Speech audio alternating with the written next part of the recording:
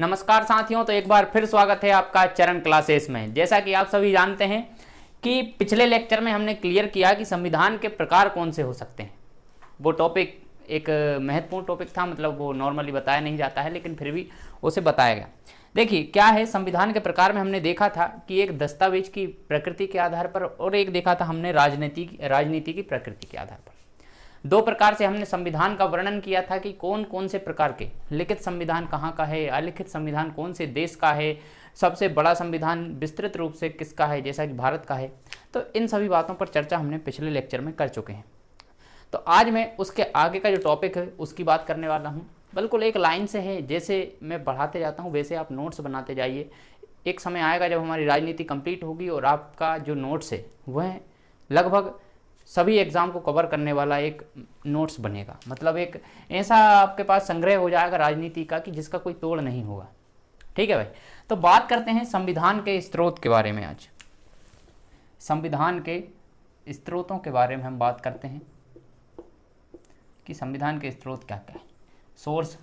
ठीक है भाई, तो सबसे पहले तो आप याद रखिए कि इसमें दो प्रकार के स्रोत हमें देखने को मिलते हैं। दो कौन से? एक मिलते हैं बाहरी स्रोत और एक मिलते हैं आंतरिक स्रोत। एक मिलते हैं बाहरी स्रोत, एक मिलते हैं आंतरिक स्रोत, एक्सटर्नल और इंटरनल।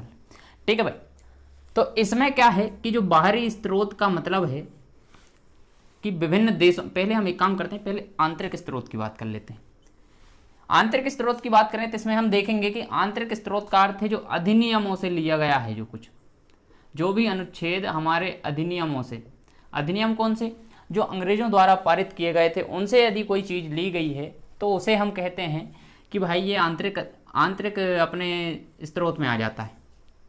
क्योंकि जब हमारा संविधान बना था उस समय यह भारत में लागू था, इसलिए उसे हम आंतरिक के अंतर्गत रख लेते हैं। जैसे आप मानिए कि 1935 के एक्ट से हमने लगभग 250 आर्टिकल लिए हैं। 250 आर्टिकल, जब मैंने आपको 1935 का अधिनियम पढ़ाया था तब भी आपसे कहा था कि 1935 के आर्टिकल से लगभग 250, माफ कीजिएगा, 1935 के अधिनियम से लगभग 250 आर्टिकल हमने लिए हैं हमारे भारतीय संविधान में। तो इस प्रकार ये सब जो हैं ये आंतरिक सोर्स के तहत हमने इसको लिया है। आंतरिक स्रोत ये से माने जाएंगे जो 250 आर्टिकल हमने लिए हैं वो। उसके बाद मैं आपसे बात करूं इसी में कि भाई जो हमने न्यायपालिका ली है, अब आप एक बात बताइए कि न्यायपालिका ऐसा तो है नहीं कि हमने जब यूएसए से लिया तब जाके हमारे यहाँ न्यायपालिका का प्रचलन चालू हुआ। नहीं, न्यायपालिका का यदि क्वेश्चन आता है कि आंतरिक सोर्स में यदि न्यायपालिका आपने कहाँ से ली है, तो हमने 1937 में देखी आप ली, हमने आंतरिक स्रोत से ही। न्यायपालिका एक हमारा इंटरनल सोर्स है। क्यों? क्योंकि हमारे यहाँ आप देखेंगे 1774 में सुप्रीम कोर्ट की भी स्थापना हो चुकी थी, मतलब जो उच्च न्यायालय बनाया गया था। और जो वर्तमान का जो सुप्रीम कोर्ट है आज का, उसकी स्थापना भी 1937 में की जा चुकी है। ठीक है, जब हमारा संविधान बना नहीं है उससे पहले ही देखिए आप उच्चतम न्यायालय हमारा बनाया जा चुका है।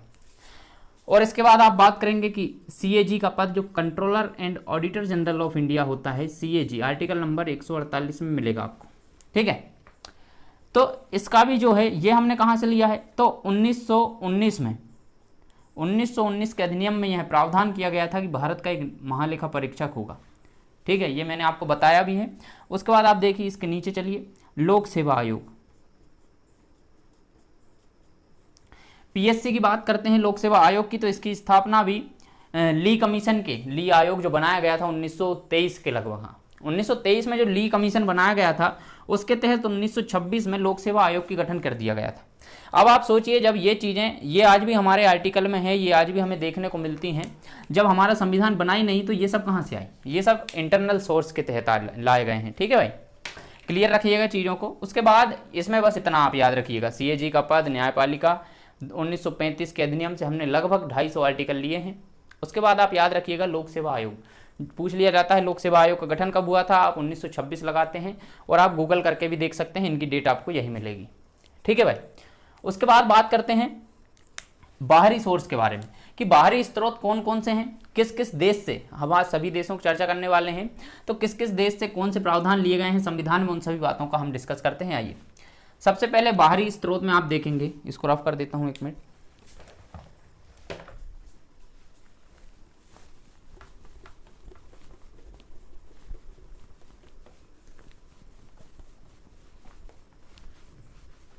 लिखते चलिएगा साथ में, क्लियर रहेगा, ठीक है भाई।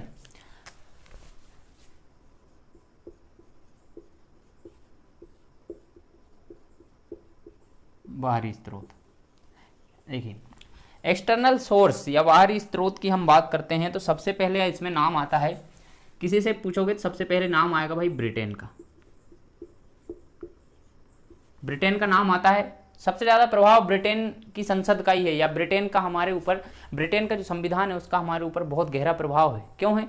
क्योंकि आप सोचिए कि लगभग 200 साल, मतलब कब तक, 1857 से लेकर 1947 तक, लगभग 200 सालों तक जो ब्रिटिश थे, जो अंग्रेज थे, वो है भारत में रहे।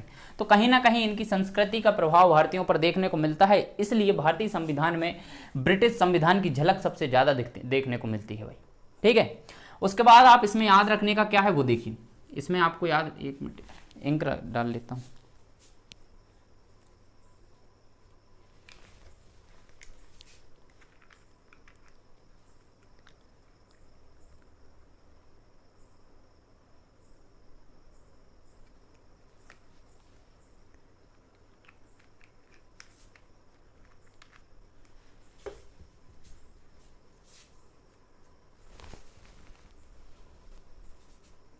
देखिए सबसे पहले आपको इसमें याद रखना है संसदीय शासन व्यवस्था।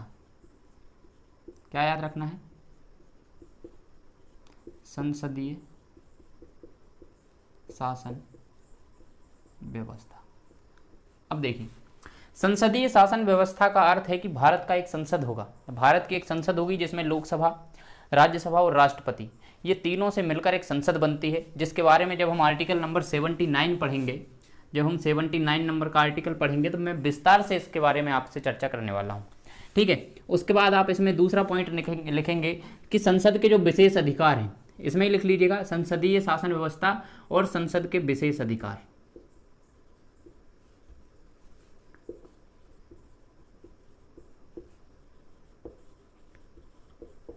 विशेष अधिकार कहाँ से लिए हैं? तो ब्रिटेन से लिए हैं। उसके बाद आप सेकंड में लिखेंगे इसमें एकल नागरिकता का प्रावधान। अब देखिए, एकल नागरिकता, एकल नागरिकता के बारे में प्रावधान भी ब्रिटेन से लिया गया है। आप तीसरे नंबर पर देखेंगे कि विधि निर्माण प्रक्रिया, विधि निर्माण प्रक्रिया, विधि निर्माण प्रक्रिया भी कहाँ से लिया गया है? तो यह लिया गया है ब्रिटेन से। और उसके बाद आप देखेंगे मंत्रिमंडल की व्यवस्था, जो मंत्रिमंडल व्यवस्था है,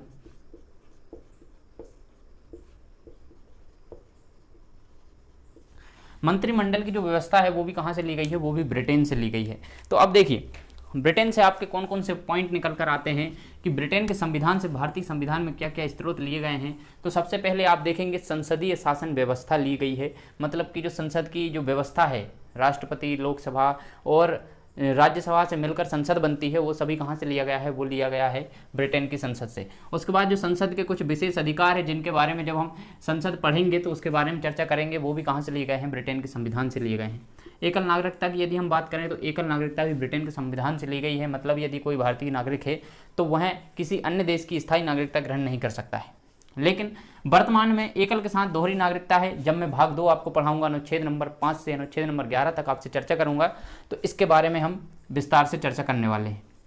उसके बाद देखिए विधि निर्माण प्रक्रिया, जो कानून बनाने की प्रक्रिया है, विधि का मतलब होता है कानून, कानून बनाने की प्रक्रिया भी कि पहले लोकसभा में पास होगा, फिर राज्यसभा में, और फिर राष्ट्रपति हस्ताक्षर करेंगे तो वो कानून बन जाएगा। इस प्रकार से उसकी व्यवस्था भी कहाँ से ली गई है? उसकी व्यवस्था भी ब्रिटेन से ली गई है। मंत्रिमंडल की व्यवस्था भी ब्रिटेन से ली गई है भाई, ठीक है। इसके बाद में लिखने में टाइम ज़्यादा लग रहा है, मैं स्लाइड चलाता हूँ, आप उसमें देखिएगा, ठीक है भाई। नेक्स्ट क्या लाता है हमारा, उसमें आप अच्छे से आपको क्लियर दिख भी पाएगा। तो सेकंड नंबर पर आप देखेंगे कि यूएसए के संविधान से हमने क्या क्या लिया है। यूएसए के संविधान की जब हम चर्चा करेंगे कि यूएसए मतलब अमेरिका, संयुक्त राष्ट्र अमेरिका के संविधान से हमने क्या क्या लिया है, तो सबसे पहले आप देखेंगे कि जो मौलिक अधिकार है वह हमने यूएसए के संविधान से लिए हैं।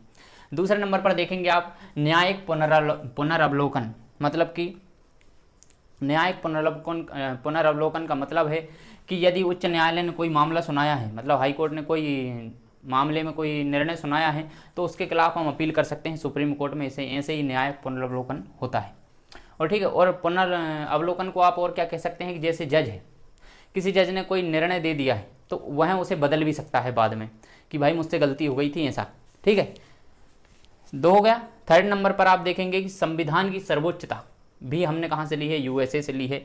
फोर्थ नंबर पर आप देखेंगे कि न्यायपालिका की स्वतंत्रता, इसका मतलब है, देखिए हमने न्यायपालिका कहाँ से ली है, तो न्यायपालिका आपको देखने को मिलेगी, न्यायपालिका ली है हमने 1935 के अधिनियम से, क्योंकि 1937 में हमारे जो सुप्रीम कोर्ट है वर्तमान में उसका गठन किया गया था। ठीक है, तो इसमें क्या देखा कि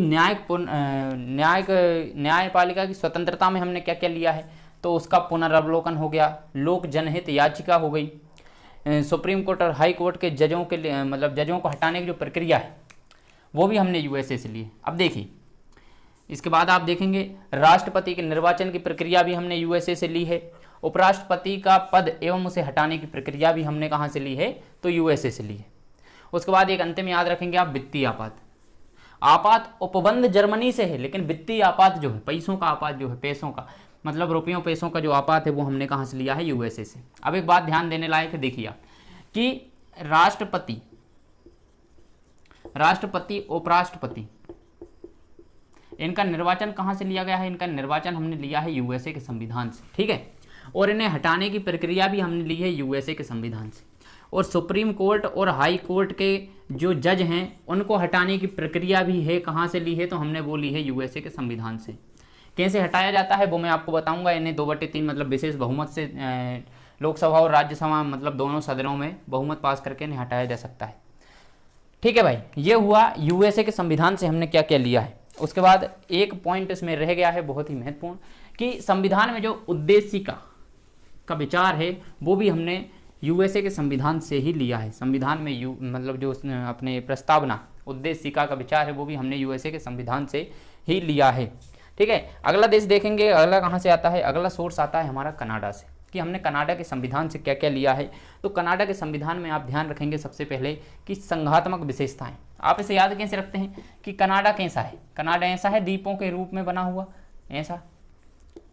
ऐसा कनाडा बना हुआ है द्वीपों के रूप में। ठीक है, ऐसा कनाडा बना हुआ है द्वीपों के रूप में। तो देखिए ये संघ है, ये संघ बना हुआ है। इसी प्रकार आप इसको याद रख सकते हैं कि संघात्मक विशेषताएं जो ली है हमने कहाँ से ली है, कनाडा के संविधान से ली है।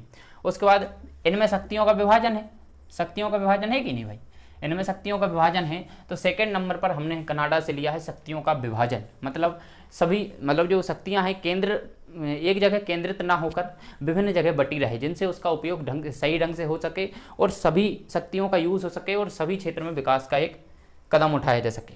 उसके बाद देखेंगे आप संघात्मक शासन व्यवस्था। देखिए कंफ्यूज होने की आवश्यकता नहीं है, संसदीय शासन व्यवस्था पूछे तो ब्रिटेन से, जबकि संघात्मक शासन व्यवस्था पूछे तो हम कनाडा आंसर लगाना है।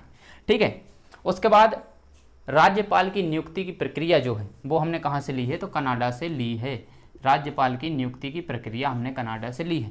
राष्ट्रपति का पूछे तो हमें कहाँ लगाना है, यूएसए लगाना है। ठीक है, ध्यान रखिए कंफ्यूज होने की आवश्यकता नहीं। ये हो गया कनाडा के संविधान। कनाडा के संविधान से आपको 4 बातें याद रखनी है, संघात्मक शासन व्यवस्था, शक्तियों का विभाजन, संघात्मक शासन प्रणाली, देखिए संघात्मक विशेषताएं, संघात्मक शासन प्रणाली, शक्तियों का विभाजन, और चौथे नंबर पर याद रखना है राज्यपाल की नियुक्ति प्रक्रिया। 4 चीजें आपको कनाडा से याद रखनी। उसके बाद अगला देश आता है हमारा, क्या आता है अगला, देखिए अगला देश आता है आयरलैंड से क्या क्या लिया है। तो आयरलैंड से ध्यान दीजिएगा, आयरलैंड से सबसे पहले हमने लिया है नीति निर्देशक तत्व। सबसे पहले सभी को पता होता है कि नीति निर्देशक तत्व अनुच्छेद नंबर हमको मिलते हैं ये 36 से लेकर 51 तक, 36 से लेकर 51 तक मिलते हैं नीति निर्देशक तत्व। और यह हमसे कहाँ से इनको कहा जाता है डीपीएसपी। कहाँ से लिया है, तो यह लिया है हमने आयरलैंड के संविधान पे। सेकंड नंबर पर आप देखेंगे राष्ट्रपति के निर्वाचन मंडल की व्यवस्था, मतलब राष्ट्रपति का जो निर्वाचन होता है उसमें कौन कौन सदस्य भाग लेंगे, कौन कौन से सदन से व्यक्ति वोट करेंगे, उन सब का निर्धारण जो है हमने कहाँ से लिया है, वो सब लिया है आयरलैंड के संविधान से। आयरलैंड के संविधान से लिया है। उसके बाद अगला हमने लिया है आयरलैंड से कि राष्ट्रपति जो है 12 सदस्यों को अपने राज्यसभा में मनोनीत कर सकता है। ये कहाँ से लिया है, तो ये भी हमने आयरलैंड से लिया है। अब देखिए तीन चीज़ें हमने कहाँ से ली है, आयरलैंड के संविधान से। क्या क्या लिया है, सबसे पहले हमने लिया है नीति निर्देशक तत्वों को। नीति निर्देशक तत्वों को हमने आयरलैंड के संविधान से लिया है। यहीं याद करना है, कहीं जाने की जरूरत नहीं है, ठीक है। घर पे कोई नहीं करता है, यहीं करना है सब। क्या लिया है सबसे पहले आयरलैंड से, नीति निर्देशक तत्वों को। राष्ट्रपति का जो निर्वाचन मंडल है, कौन कौन भाग लेगा निर्वाचन करने में, कौन कौन वोट देगा, वो सब कहाँ से लिया है, वो भी हमने आयरलैंड से लिया है। उसके बाद 3rd नंबर पर हमने लिया है कि राष्ट्रपति 12 सदस्यों को मनोनीत कर सकता है राज्यसभा में, ठीक है। ये लिया है हमने आयरलैंड से। सिर्फ 3 पॉइंट आपको याद रखने हैं इसमें। चौथा पॉइंट क्या कहता है, देखिए चौथा नहीं है, 3 तो हो गए। उसके बाद देखते हैं दक्षिण अफ्रीका। दक्षिण अफ्रीका में सिर्फ एक ही याद रखना है आपको कि संविधान संशोधन, कॉन्स्टिट्यूशनल अमेंडमेंट की जो पावर है कहाँ से ली है हमने, तो वो हमने ली है दक्षिण अफ्रीका के संविधान से। जिसमें आपको एक ही याद रखना है, ठीक है। उसके बाद आप देखेंगे फ्रांस के संविधान से हमने क्या क्या लिया है। बहुत बहुत बहुत इंपॉर्टेंट है फ्रांस का संविधान से जो जो हमने लिया है। देखिए क्या लिया है, साइड में आपको दिख रहा है, फिर भी मैं लिख रहा हूँ। सबसे पहले तो समानता। 2nd नंबर पर है आपका स्वतंत्रता,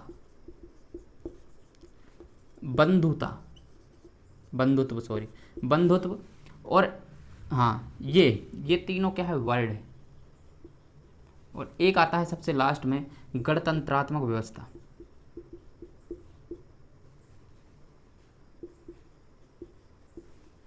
अब देखिए ये तीनों क्या है, समानता, स्वतंत्रता, बंधुत्व, ये तीनों शब्दावली है। ये शब्दावली है कि स्वतंत्रता होनी चाहिए, तो किस प्रकार की स्वतंत्रता होनी चाहिए। उसके बाद समानता, तो हमने आर्टिकल नंबर 14 से पढ़ेंगे समानता। तो ये तीनों जो शब्द हैं, ये शब्द कहाँ से लिए गए हैं, तो ये शब्द फ्रांस के संविधान से लिए गए हैं। बहुत ही इंपॉर्टेंट है, बिल्कुल 3 स्टार लगा लीजिए कि समानता, स्वतंत्रता और बंधुत्व, ये शब्द कहाँ से लिए गए हैं, ये शब्द फ्रांस के संविधान से लिए गए हैं। उसके बाद एक अन्य पॉइंट है कि गणतंत्रात्मक व्यवस्था कहाँ से ली गई है, तो गणतंत्रात्मक व्यवस्था भी हमने फ्रांस के संविधान से ली है, ठीक है भाई। उसके बाद आता है आपका अगला क्या है, देखिए उसके बाद आता है ऑस्ट्रेलिया के संविधान से, कि हमने ऑस्ट्रेलिया के संविधान से क्या क्या लिया है।